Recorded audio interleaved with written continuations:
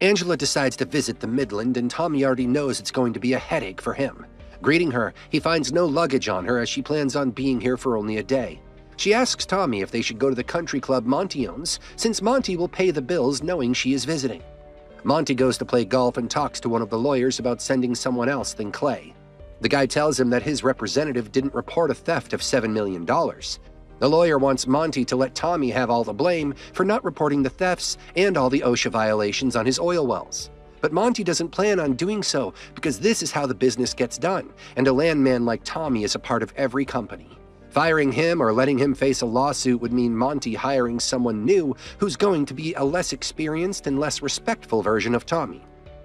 Tommy calls Monty. Monty asks for the reports on handling the TTP situation, so Tommy tells him he is working on it. Tommy then requests to let his family crash the country club, and he'll pay Monty later, but Monty doesn't care about the restaurant bills. He just wants the 3 cases of pending litigation handled and no new case. Cooper is smoking outside his room when 2 guys attack him. They are Elvio's cousins and blame Cooper for being unscathed while their family suffered a huge loss. However, they underestimated Cooper because he may look weak, but he single-handedly locks one of the guys to choke him so that the other one cannot shoot him. After hearing their frustration, Cooper tells them he doesn't know how it happened, but as Tommy said, people always blame the worm. As the crowd forms, the guys leave. A guy is amused by Cooper and invites him to join his crew. He tells Cooper that they'll decide on a new name as this one isn't interesting enough. When asked his name, he simply called himself the Boss while walking away. 10 on 10 in making an impression. Angela seems to be the same feisty woman as before. As Ainley asks her about selfies to post, Angela tells her she needs to take hotter pictures and tells her to change in the bathing suit so they can go to the pool. As she removes her upper, Tommy tells her she is embarrassing, but Angela tells him that people are judging her in envy, not awkwardness. Tommy tells the waiter to not serve them any more tequila, knowing where this drunk venture is going.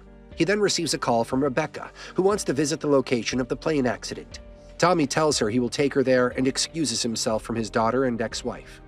On the way to pick Rebecca up, Tommy talks to Nate on call, who tells him to befriend that girl and get her on their side somehow, because she doesn't understand the oil industry. She is an expert in the causation of liability, so they need to make sure she understands and supports them, because Tommy is the only one who'd end up caught in the bad consequences if they occur. Rebecca seems to be the insufferable kind of young woman who seems to also take offense in being asked about her age, mentioning it as some sort of age discrimination. Cooper visits the Medina crew's house to show his empathy for them. The cousins are not amused to see him, but Luis's wife invites him in, telling him to eat something, as he looks way too thin. As he sits to eat, the young woman with a baby in her arms chuckles at his lack of spice tolerance. She is Elvio's widow, Ariana. Realizing she hasn't felt this distracted from Elvio for a while, she breaks down into tears once again, not knowing how she'll live without him. Cooper is a little awkward, but he lets her use his shoulder to cry on. When they reach the site, Rebecca interrogates them about the plane disappearing and the oddness of the scenario. Tommy tells her that trucks and planes disappear now and then and return to them after a while so they don't need to report it, although he did report the plane theft to the FAA. Rebecca questions why they don't report it, so Tommy explains to her that the trucks are used by drug cartels and they use them to smuggle drugs and then return them to make themselves untraceable. If he reports them, the state troopers are going to take his trucks in custody till the trials are over, and that's wasting around 2 years on a single theft.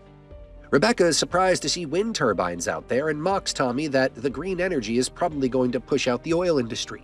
Tommy decides to drive her to the turbines to show her how massive they are and the fact that they are used to power the oil wells. They are not using green energy, but alternative energy because there's no electricity in the place. Why he calls it alternative? Because the amount of diesel used to build the concrete for these turbines and the amount of oil required to oil these for smooth functioning leaves very less of the green part of this so-called green energy. He reminds her that the world cannot go electric in just a day. It'd take 30 years if they start the next day. Also adds up to how much pollution is created in the manufacturing of each and everything they use in their daily lives. Rebecca tells him this is the stuff that'll kill them all as a species, but Tommy wants them to find a good, actual alternative then. Looking at the turbine, Rebecca steps very close to a rattlesnake and freezes up, not moving even when Tommy told her to. He eventually has no choice but to kill the snake. Tommy comes back to pick up his family and finds the woman passed out on tequila. He sweetly picks up Angela, but that's only to throw her in the pool. Driving back, he asks Dale to help Angela while he takes Ainsley inside. Ainsley tells Tommy she wants to live with him till she goes to college and doesn't want to go back. Angela decides to get intimate with Tommy at night, but Tommy tells her about the Ainsley situation. Angela tears up hearing this, since she only married the other guy for Ainsley's sake and regrets how they have messed up their family life beyond repair.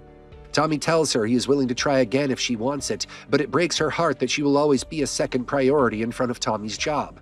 However, Tommy still cheers her up a little, which is overheard by Ainsley outside, who smiles painfully while crying, apparently missing out on an unbroken family. Cooper's new crew seems to have the cousins, Manuel and Antonio, on it. On the drive back, he subtly gets threatened by one of them to stay away from his cousin's widow. The next day, Dale tells Tommy about a 35-year-old well needing to be worked over due to its condition. On the call, Monty tells Tommy he doesn't like reworking the wells when the oil is in the dips. But Tommy convinces him that the dip is temporary because it is nearly summer. Monty eventually agrees to do so, and it is the crew Cooper is in who gets the job. He is given instructions he doesn't get much, but Boss tells her he will figure things out quickly.